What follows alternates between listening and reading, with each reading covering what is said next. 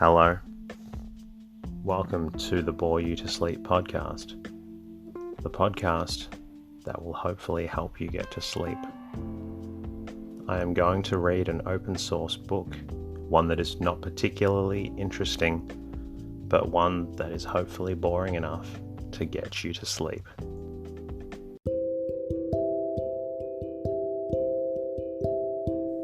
Is there something interfering with your happiness, or is preventing you from achieving your goals? I know there have been times in my life where I've struggled with sleeplessness, which is why I strive to help people everywhere with theirs. I'm proud to have partnered with a new sponsor, BetterHelp. BetterHelp will assess your needs and match you with your own licensed professional therapist, which doesn't take long at all. It's not a crisis line. It's not self-help. It is professional counseling done securely online. You can schedule weekly video or phone sessions in the comfort of your own home. You can also log in to your account anytime and send a message to your counselor when you need. You'll have access to a broad range of expertise in BetterHelp's counselor network, which may not be locally available in many areas. BetterHelp is committed to facilitating great therapeutic matches, so they make it easy and free to change counselors if needed. Visit trybetterhelp.com/bore you to sleep. That's trybetterhelp, and join over 500,000 people taking charge of their mental health.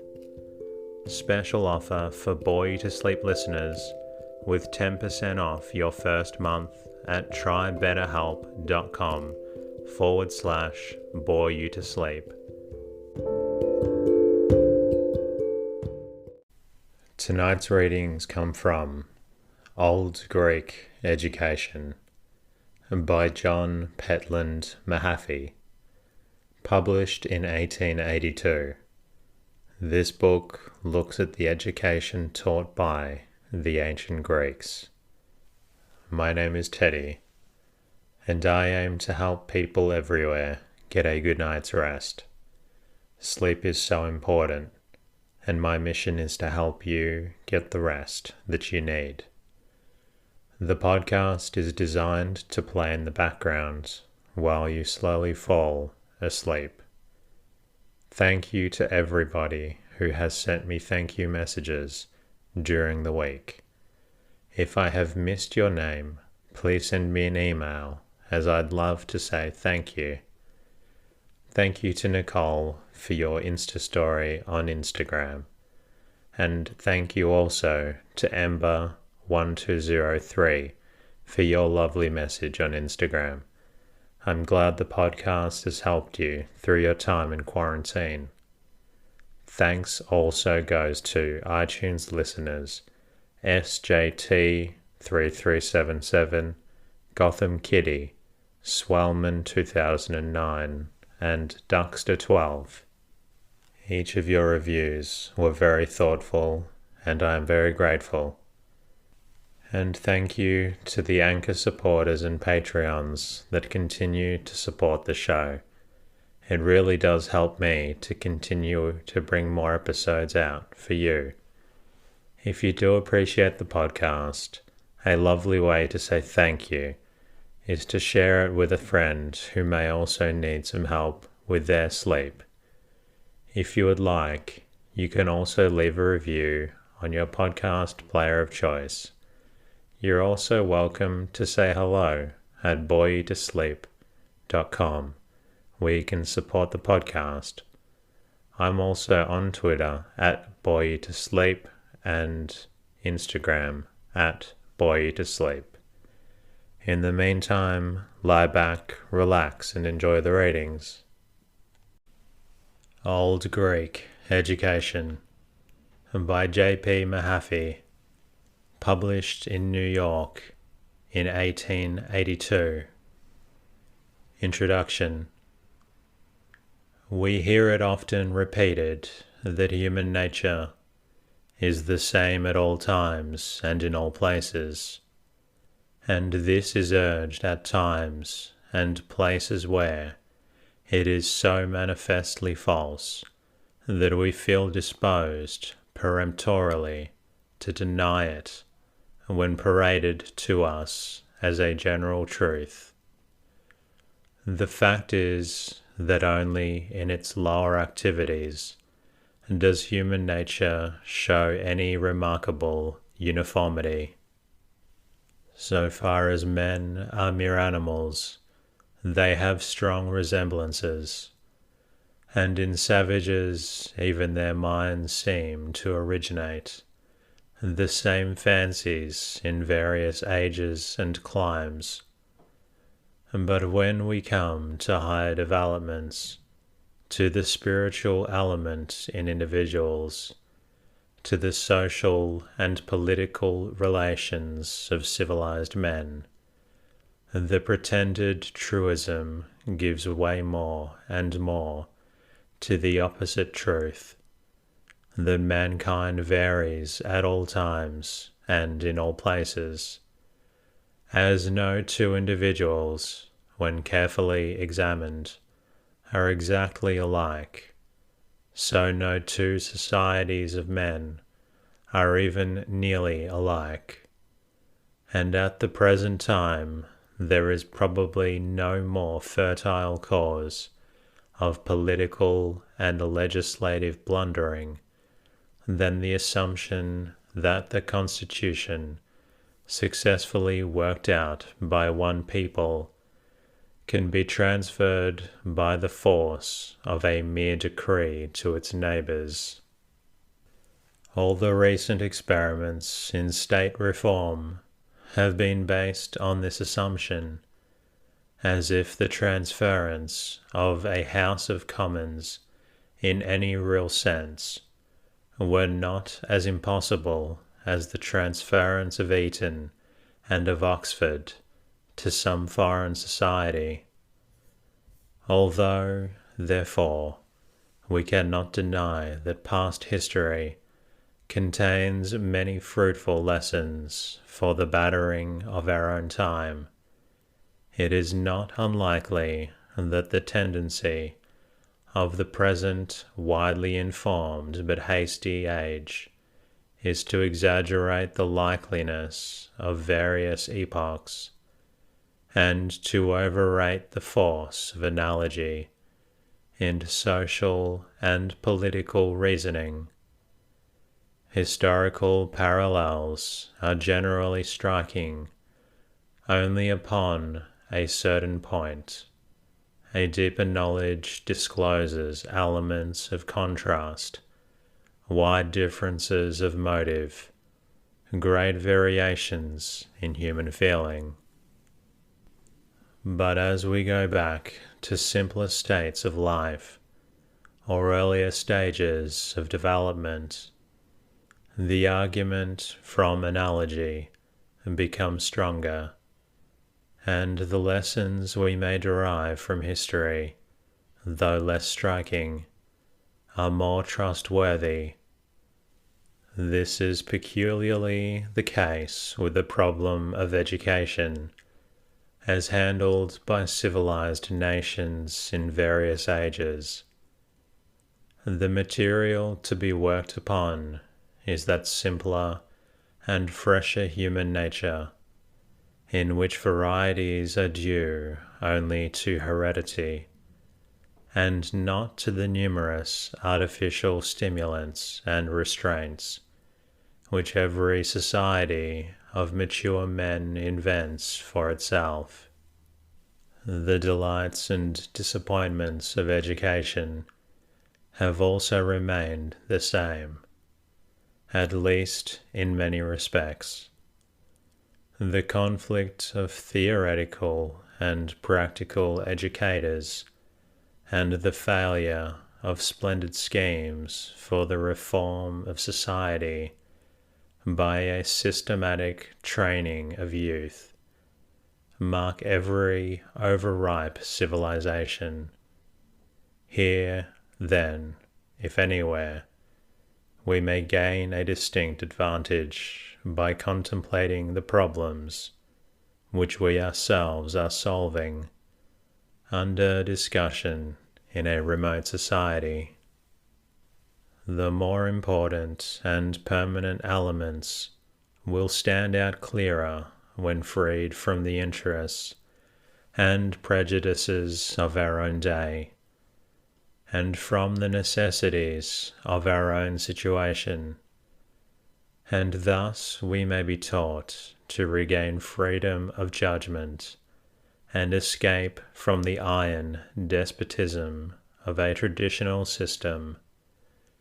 For if it be the case that in no department of our own life are we more thoroughly enslaved than on the question of education, if it be true that we are obliged here to submit our children to the ignorance and prejudice of nurses, governesses, priests, pedants, all following more or less stupid traditions, and all coerced by shackles, which they want either the knowledge or the power to break, then any inquiry which may lead us to consider freely and calmly what is right and what is not right, what is possible and what is not possible, in education cannot but have real value, apart from purely historical or learned considerations. In fact, the main object of this book is to interest men who are not classical scholars and who are not professional educators in the theory of education as treated by that people which is known to have done more than any other in fitting its members for the higher ends and enjoyments of life. The Greeks were far behind us in the mechanical aids to human progress. They understood not the use of electricity, or of steam, or of gunpowder, or of printing. But in spite of this, the Greek public was far better educated than we are, nay, to some extent. Because of this, it was better educated. For Greek life afforded proper leisure for thorough intellectual training, and this includes, first of all, such political training as is strange to almost the whole of Europe. Secondly, moral training of so high a kind as to rival at times the light of revelation. Thirdly, social training to something higher than music, and feasting by way of recreation. And fourthly, artistic training, which, while it did not condescend to bad imitations of great artists, taught the public to understand and to love true and noble ideas. Why must these great ends of education be obscured or lost by the modern wonders of discovery, which should make them more easy of attainment and wider in circulation? Were the Greeks better off in education than we are? And if so, why were they better off? Or is all this alleged Greek superiority an idle dream of the pedants, with no solid basis in facts? If it is real, can we not discover the secret of their superiority and use it with far wider and deeper effect in our Christian society? Or is human nature of narrow and fixed capacity?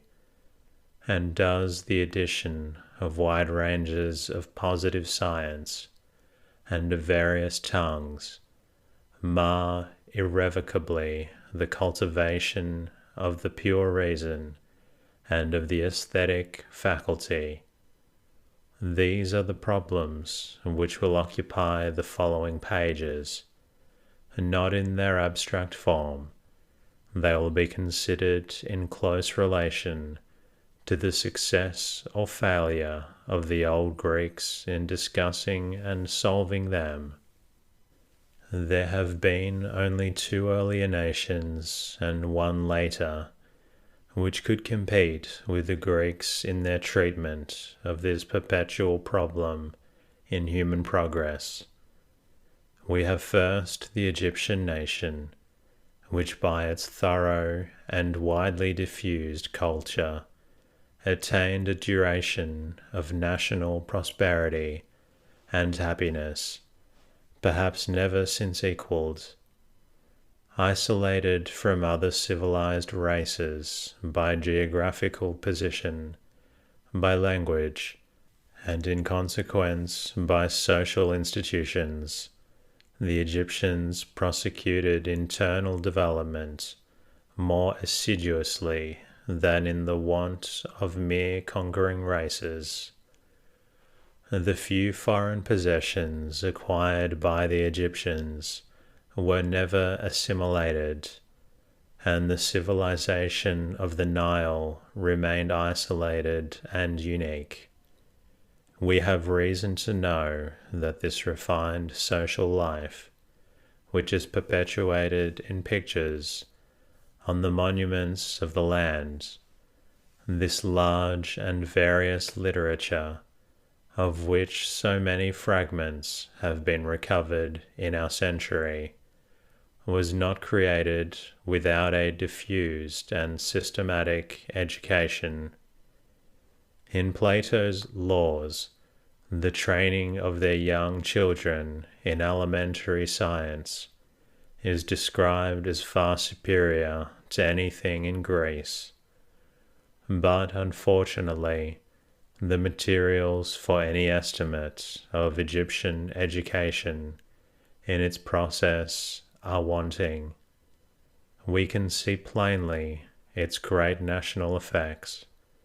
We have even seen some details as to the special training in separate institutions of a learned and literary class, but nothing more has yet been recovered. If we knew the various steps by which Moses became learned in all the wisdom of the Egyptians, an interesting field of comparison would be opened to us. And here, no doubt, we should find some of our own difficulties discussed and perhaps solved by early sages, still more by an enlightened public opinion, showing itself in the establishment of sound traditions, and no doubt from the dense population, the subdivision of property and of labour, and the absence of a great territorial aristocracy. The education of the Egyptians must have corresponded to our middle class and primary systems, together with special institutions for the higher training of the professions and of the literary caste. If we could command our material, we might seek elsewhere for analogies to the education of our nobility and higher gentry. We know through Greek and Roman sources, as well as through the heroic poetry of the Shahnameh, that the Aryan nobles who became, under Cyrus, the rulers of Western Asia, were in character, as they were in blood, allied to the Germanic chiefs and Norse Vikings, with their love of daring adventure, their chivalry, and their intense loyalty to their appointed sovereign. In these qualities, they were strangely opposed to the democratic Greeks, on whom they looked with contempt, while they were appreciated in return only by a few such men as Herodotus and Xenophon. Indeed, such devotion to their sovereign as made them leap overboard to lighten his ship in a storm was confounded by the Greeks with slavish submission, oriental prostrations, and other signs of humiliation. Nevertheless, the men whom the Greeks long dared not look in the face, the conquerors of half the known world, the successful rivals of the Romans for the dominion of the East, faced death under Xerxes and the last Darius with other feelings than those of slavish submission. Herodotus, in his interesting and sympathetic account of them, says their children's education consisted of three things: to ride, to shoot, and to tell the truth. If he had added a chivalrous loyalty to their kings like that of the French nobles in the last century, he would have completed the picture and sketched a training which many as English gentlemen considers little short of perfection.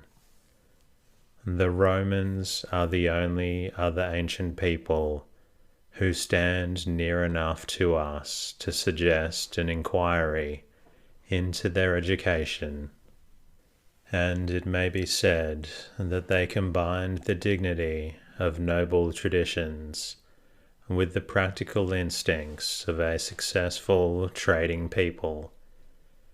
Hence Roman education, if carried on with system, ought of all others to correspond with that of Englishmen, who should combine the same qualities in carrying out an analogous policy, and in filling to some extent a similar position in the world.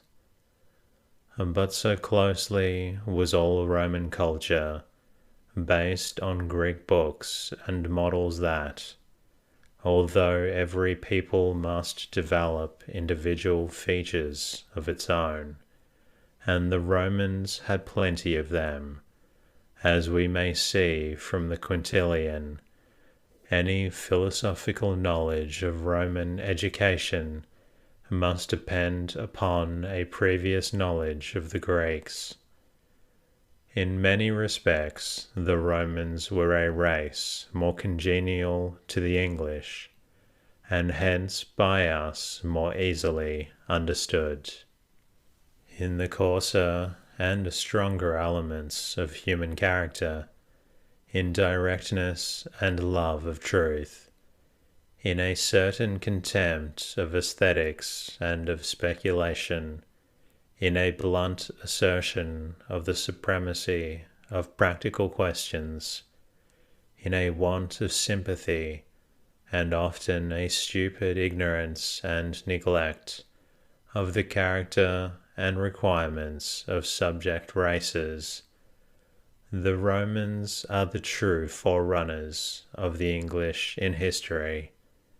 Burdened as we are with these defects of national character, the products of the subtler and more genial, if less solid and truthful, Hellenic race, are particularly well worth our consideration. This has been so thoroughly recognized by thoughtful men in our generation as to require no further support by arguments. It only remains that each of our Hellenists should do his best, in some distinct line, to make the life of the Greeks known to us with fairness and accuracy. We find in Homer, especially in the Iliad, indications of the plainest kind. The Greek babies were like the babies of modern Europe, equally troublesome, equally delightful to their parents, equally uninteresting to the rest of society. The famous scene in the 6th book of the Iliad, when Hector's infant, Astyanax, screams at the sight of his father's waving crest, and the hero lays his helmet on the ground, that he may laugh and weep over the child. And the love and tenderness of Andromache, and her laments in the 22nd book, are familiar to all. She foresees the hardships and unkindnesses to her orphan boy, who was wont upon his father's knees to eat the purest marrow and the rich fat of sheep, and when sleep came upon him, and he ceased his childish play, he would lie in the arms of his nurse, on a soft cushion, satisfied with every comfort. So again, a protecting goddess is compared to a mother keeping the flies from her sleeping infant, and a precious friend to a little girl who, running beside her mother, begs to be taken up, holding her dress and delaying her, and with tearful eyes the child keeps looking up, till the mother denies her no longer. These are only stray references, and yet they speak no less clearly than if we had asked for an express answer to a direct inquiry. So we have the hesitation of the murderers sent to make away with the infant Cypselus, who had been foretold to portend danger to the Corinthian Herods of that day. The smile of the baby unmans, or should we rather say unbrutes, the first ruffian, and the task is passed on from man to man. This story of Herodotus is a sort of natural Greek parallel to the great Shakespearean scene, where another child sways his intended torturer with an eloquence more conscious and explicit, but not perhaps more powerful than the radiant smile of the Greek baby. Thus Euripides, the great master of pathos, represents Iphigenia bringing her infant brother Orestes to plead for her with that unconsciousness of sorrow which pierces us to the heart more than the most affecting rhetoric. In modern art, a little child, playing about its dead mother and waiting for its contentment, for her awaking, is perhaps the most powerful appeal to human compassion which we are able to conceive. On the other hand, the troubles of infancy were then as now very great. We do not indeed hear of croup, or teething, or measles, or whooping cough, but these are occasional matters, and count as nothing beside the inexorable tyranny of a sleepless baby. For then as now, mothers and nurses had a strong prejudice in favour of carrying about restless children, and so soothing them to sleep. The unpractical Plato requires that in his fabulous Republic 2 or 3 stout nurses shall be in readiness to carry about each child, because children gain spirit and endurance by this treatment.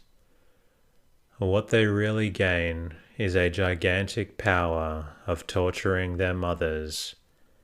Most children can readily be taught to sleep in a bed, or even in an armchair, but an infant once accustomed to being carried about will insist upon it.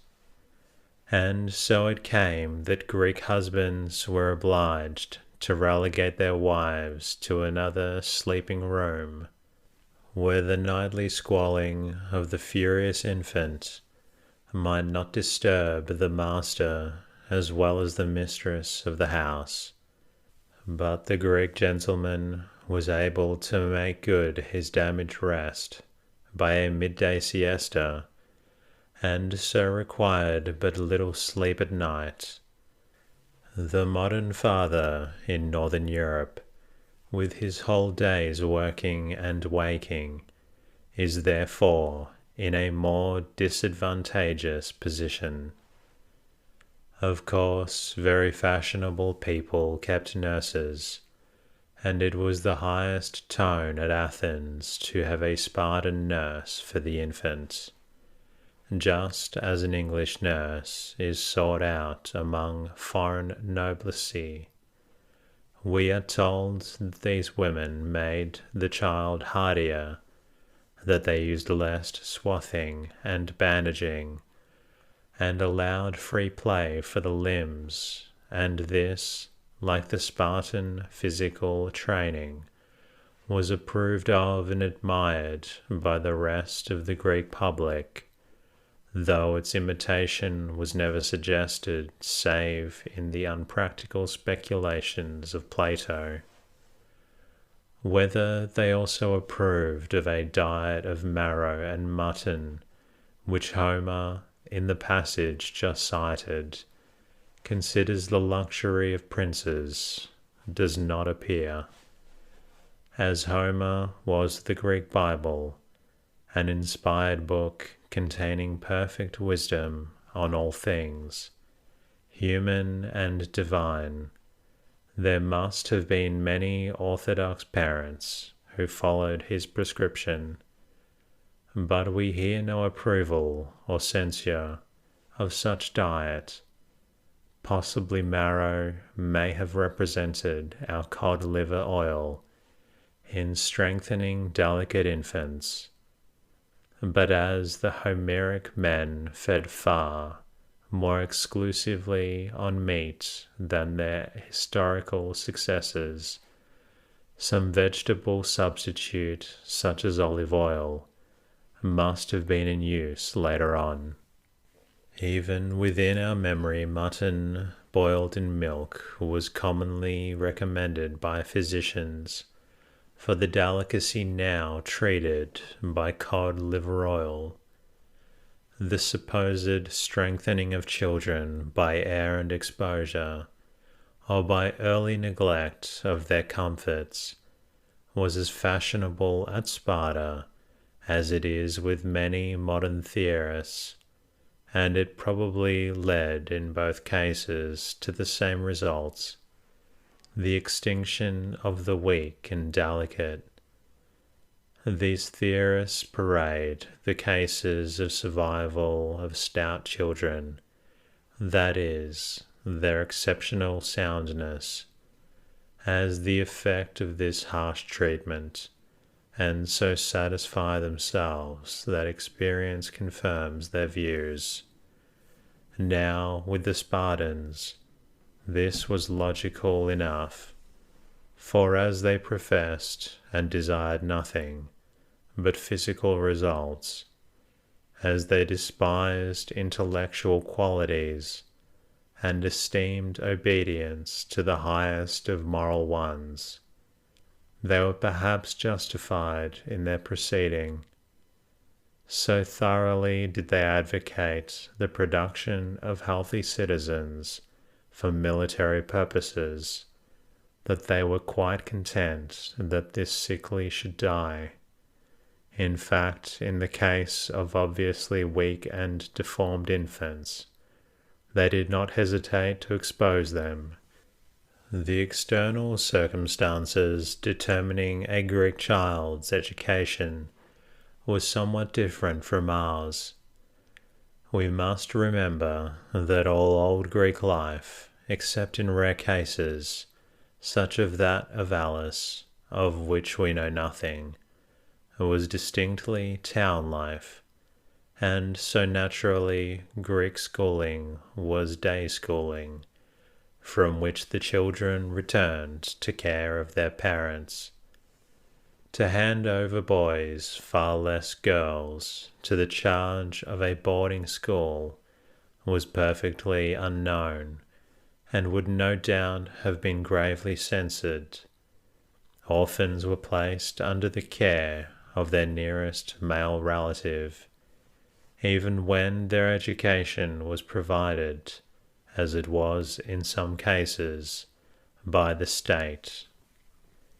Again, as regards the age of going to school, it would naturally be early, seeing that day schools may well include infants of tender age, and that in Greek households neither father nor mother was often able or disposed to undertake the education of the children. Indeed, we find it universal that even the knowledge of the letters and reading were obtained from a schoolmaster.